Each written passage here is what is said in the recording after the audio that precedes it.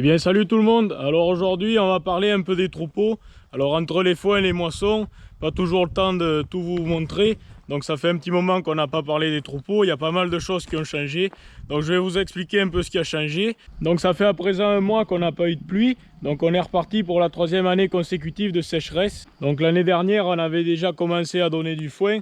Sauf que la différence qu'il y a, c'est qu'on avait tous les troupeaux à l'extérieur. Or cette année c'est différent. On n'a pas commencé à donner le foin, mais ça ne saurait tarder. Mais par contre, on a les agnelles qui sont nées au mois de septembre l'année dernière et celles du mois de janvier qui sont à l'intérieur. On commence déjà à puiser dans les stocks. On a également les brebis qui ont agnelé au mois de mai avec leurs agneaux à l'intérieur. Donc ils mangent du foin et du grain. Donc on donne à peu près une botte de foin par jour. Et à cette période, ça sent pas très bon pour pouvoir passer l'hiver. Donc avec cette météo, l'herbe se fait très rare. Ça va être compliqué de maintenir les brebis à l'extérieur. Donc là, il est 14 h, il fait déjà 36-37 degrés. Donc les brebis inversent un peu leur rôle, elles vont plutôt manger la nuit. Et la journée, chez nous, on dit qu'elles calment, c'est-à-dire qu'elles restent à l'ombre sous les arbres. Elles luttent un peu contre la chaleur. Donc depuis la moisson, on a essayé de faire pâturer les chaumes aux brebis, qu'elles mangent les quelques brindilles vertes qui restaient. Également quelques champs qui ont été fauchés, on est en train de les faire manger avant que ça n'achève de sécher. On arrive un peu au bout de tout. Bientôt on va pouvoir commencer à donner du foin. Malheureusement tous les ans c'est la même histoire. Alors je vais vous expliquer un peu ce qui a changé au niveau des troupeaux. Alors souvenez-vous, au mois d'avril on avait 2 troupeaux de brebis en lutte. Donc depuis un mois et demi maintenant, ces brebis ont été échographiées. Donc on a eu des résultats qui sont quand même très corrects, avec à peu près 85% de fertilité. Donc les brebis vides, c'est des brebis qui étaient un peu moins en état ou des brebis un peu vieilles. Donc ça, c'est des brebis qui sont à réformer. On a eu un bon pourcentage de brebis doubles, 2 triples, pas mal de simples aussi, mais c'est quand même une dominante de brebis doubles. Donc les 2 lots de brebis qui étaient distincts lors de la lutte ont été réallotés. Alors depuis les échographies, nous avons mis les doubles ensemble et les simples ensemble. Donc ici, il y a les 2 triples également avec les doubles. Donc la différence qu'il y a des 2 lots de lutte, en fait, c'est qu'on a, lors de l'échographie, marqué les brebis différemment. Premièrement, il y a la couleur, donc en bleu, ce sont les doubles, en rouge, ce sont les simples et les vertes, ce sont les vides. Alors la différence qu'il y a en fonction des 2 lots de lutte, alors par exemple ici, vous voyez, la brebis est marquée en bleu sur son derrière, ça c'est pour dire qu'elle va donner naissance à des agneaux croisés. Et ici, vous voyez ces deux, hop, elles sont marquées au milieu du dos, alors en fait c'est là, elles vont donner naissance à des agneaux cossenards. Alors ça nous permet un peu de nous repérer le matin lors des mises bas quand on arrive. Si elles se mélangent les agneaux, on arrive à repérer qui est à qui. Alors comme vous le savez, on a aussi quelques brebis croisées en plus des cossenardes. Alors les autres années, on n'était pas embêté avec les tiques et cette année, on a eu 5 cas de pyroplasmose sur les brebis. Donc il y en a eu qui ont avorté malheureusement. Ça arrive pas tous les ans, mais cette année, on n'a pas été gâtés. Au total, on a eu 5 cas de brebis malades. Donc il a fallu soigner et en leur faisant l'antibiotique, elles avortent généralement. Donc les quelques brebis vides de l'échographie ont été mises avec les brebis qui ont agnelé au mois de janvier. Donc pour repartir en lutte très bientôt, dès le mois d'août, on va remettre les béliers donc pour pouvoir agneler directement au mois de janvier. Donc l'échographie pour nous c'est un moment particulier parce que c'est le moment où on trie un peu nos brebis, on regarde les réformes.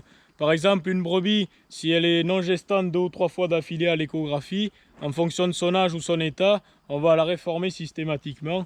Comme je vous l'ai dit, avec les sécheresses, on a du mal à avoir assez de stock pour passer l'hiver. On manque d'herbe, donc on ne peut pas se permettre de garder des brebis pour rien. Donc chez nous, on n'est pas en agnelage intensif, on ne fait pas agneler les brebis 3 fois en 2 ans, mais on essaye plutôt de faire agneler chaque brebis 1 fois par an à la même période, et essayer un peu d'avoir le maximum d'herbe pour les nourrir à coût réduit. Avec ces chaleurs, les brebis boivent beaucoup et mangent très peu.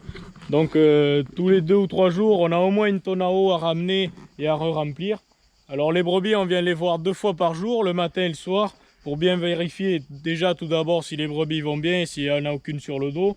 Et deuxièmement, pour voir si elles ont toujours de l'eau. Alors quand c'est des tonnes avec des abreuvoirs, on vient vérifier qu'ils ne soient pas bouchés. Et dans d'autres cas, on a des tonnes à eau avec des bacs d'eau qu'il faut remplir matin et soir. Donc avec ces chaleurs, nous aussi on inverse un peu les rôles, c'est-à-dire qu'on commence très tôt le matin, vers 5h30, 6h. On va se reposer un peu l'après-midi et puis on reprend le soir. Croyez-moi, la chaleur c'est difficile pour les bêtes, mais pour nous aussi. Il y a environ 2 mois et demi de ça, les champs avaient été fauchés pour les foins. Et donc là maintenant, le sainfoin est monté en graines. il est prêt à être moissonné. Donc ce soir, normalement, on va avoir la moissonneuse qui va venir pour récolter cette semence. Donc on va aller se reposer un peu et ce soir, on attellera la benne.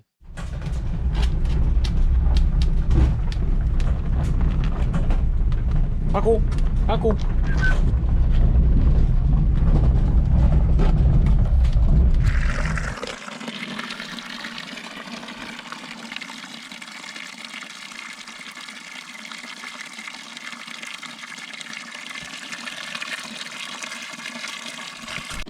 Bon, ici c'est pas les grands moyens comme vous pouvez voir. Heureusement qu'il y a l'abreuvoir à niveau constant quand même. Ça va qu'il y a 72 brebis, mais il y en aurait le double, ça serait pas possible de faire comme ça. Donc ici ce sont les brebis qui sont échographiées simples. Donc elles portent qu'un seul agneau.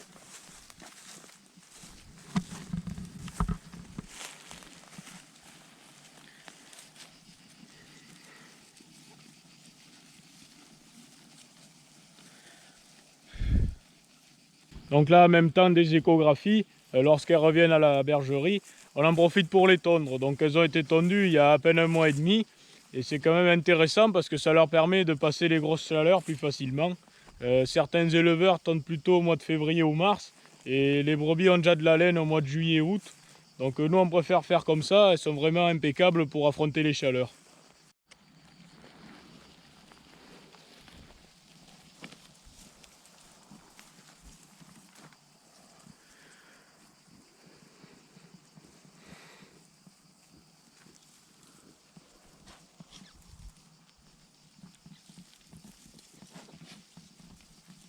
Donc là il est 20 h, la fraîcheur commence à revenir, donc les brebis commencent de partir manger.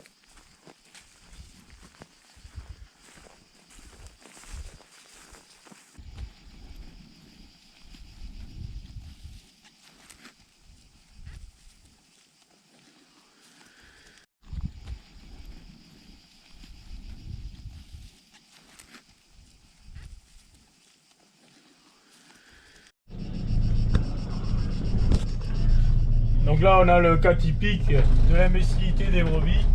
Au lieu de rester à l'ombre des arbres, elles s'entassent dans la grange. Idéalement quand il fait chaud comme ça, il faudrait les fermer à l'extérieur. Parce que croyez-moi que là-dedans c'est un four.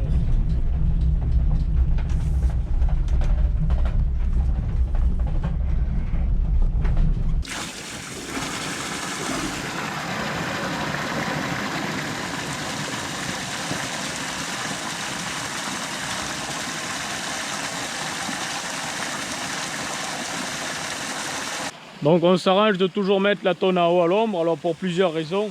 Déjà premièrement pour que les brebis puissent venir s'y reposer la journée et qu'elles aient l'eau à proximité, sachant que généralement elles restent à l'ombre. Et deuxièmement pour les pneus, parce que si on laisse les tonnes en plein soleil, les pneus se craquellent et ils sont morts avant d'être usés.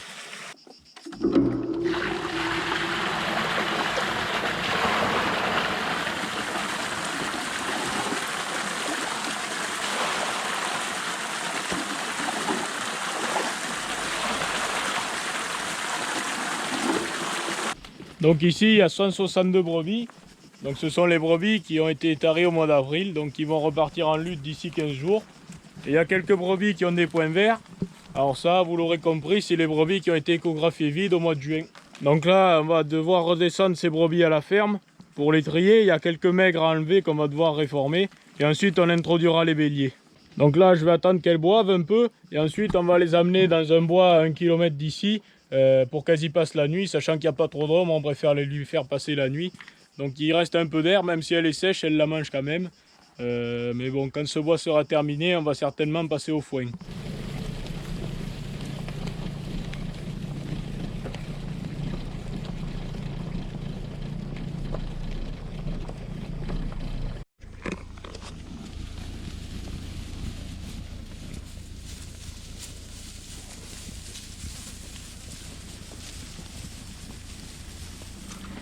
Donc finalement la moissonneuse viendra que demain, donc j'en profite pour vous montrer un peu le sainfoin qui est monté en graines.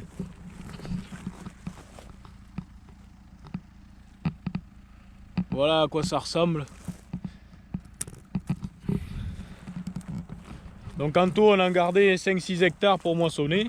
Et ici c'est une partie qu'on a refauchée. Alors vous voyez que ça avait commencé à reverdir, mais comme il n'a pas replu, ben, ça stagne. Voilà, donc là vous voyez que c'est bien mûr quand même. Hein. Allez, donc on est le lendemain, donc la moissonneuse vient d'arriver. Donc on va commencer de moissonner le 5 foin, on a même commencé, le premier tour est fait. Donc moi j'attends avec la remorque, je me tiens à l'ombre parce qu'il fait aussi chaud qu'hier, sinon plus. Donc on attend calmement que la trémie se remplisse pour vider.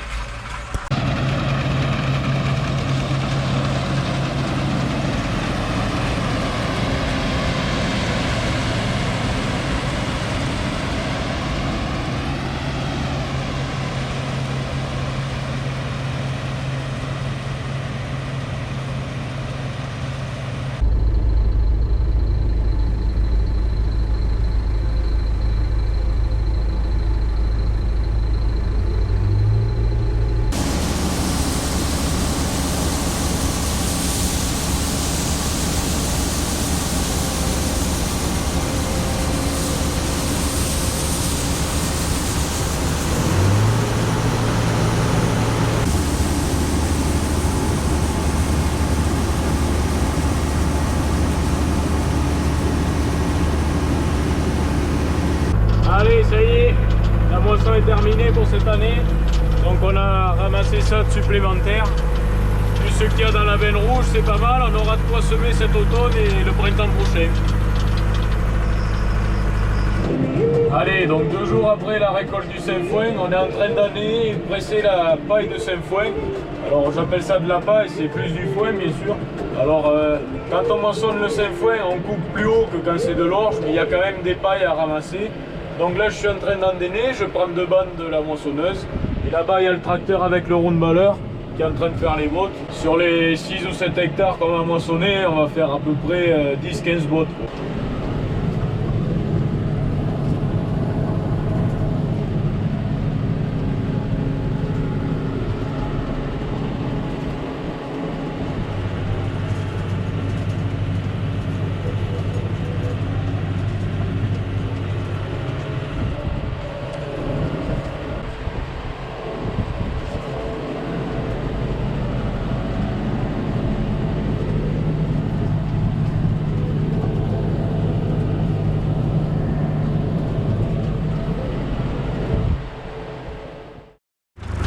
Allez, donc là on est parti pour nettoyer le 5 foin.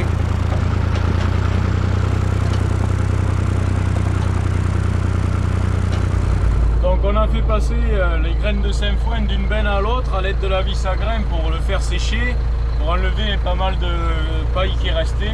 Donc là on va nettoyer une partie au ventoir. Alors elle n'est pas vraiment sale, mais c'est la partie qui est la plus sale de toutes. Et après on va la stocker dans une cellule à grains. L'avantage cette année, c'est que comme il n'y a pas de grains, il y a des cellules de vide. Donc on va en profiter en quelque sorte.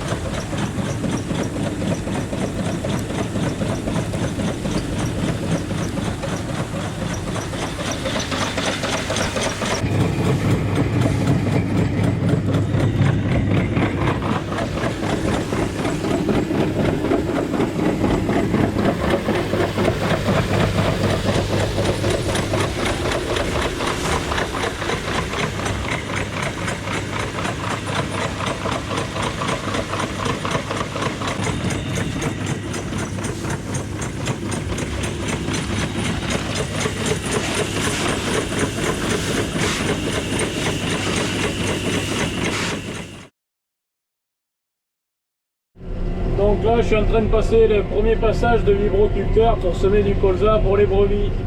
Donc j'avais déjà fait une vidéo spéciale sur ça, je vous mettrai le lien dans la description également. Donc là on va passer donc, le premier coup, ensuite on sème à la volée le colza mélangé avec un peu d'avoine. On repasse un deuxième coup de vibro et un coup de rouleau. Donc l'objectif c'est d'avoir de quoi faire manger les brebis pour pas trop cher. Donc là je travaille à 7-8 cm de profondeur.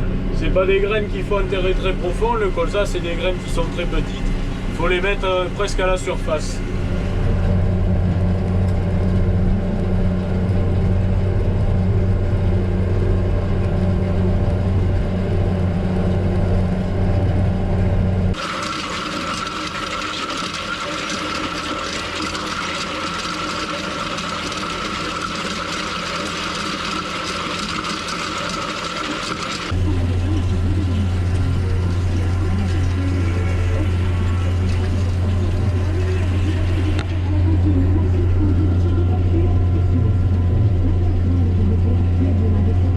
Allez, deuxième passage après le semis.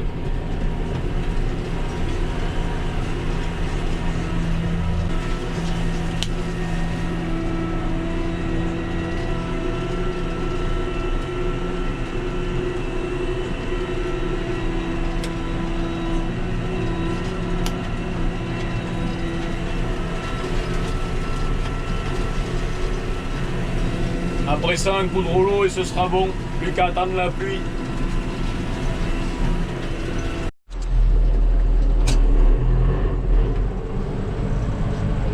Bon, je me doutais qu'on n'attendrait pas longtemps. Il s'est mis à pleuvoir, on n'a pas eu le temps de finir, tant pis. De toute manière, c'est semé, au moins pour cette parcelle. Donc, si ça veut pousser, ça poussera, même sans passer le rouleau. Et le vibro, j'avais fait les 3/4, il en manquait un petit peu, mais c'est pas grave. Vaut mieux qu'il pleuve, on sera gagnant quand même. Donc allez, on arrive au terme de cette vidéo. Alors aujourd'hui, il est dimanche 16 août, on a eu 30 mm de pluie. Donc ça va faire du bien, on a pu terminer de semer le colza. Donc il aura pris un peu d'eau, il va pouvoir commencer de pousser. La prochaine étape, ça va être de mélanger les deux lots d'agnelles. Donc ici, on a celles qui sont nées au mois de septembre. Et dans le tunnel là-bas, on a celles qui sont nées au mois de janvier. Il va falloir qu'on les mette ensemble, on va pouvoir enfin les sortir. Et à l'inverse, ensuite, il va falloir curer tous les bâtiments pour rentrer les brebis pour l'agnelage qui devrait commencer d'ici 15 jours à peine maintenant. Donc allez, je vous dis à la prochaine. Ciao!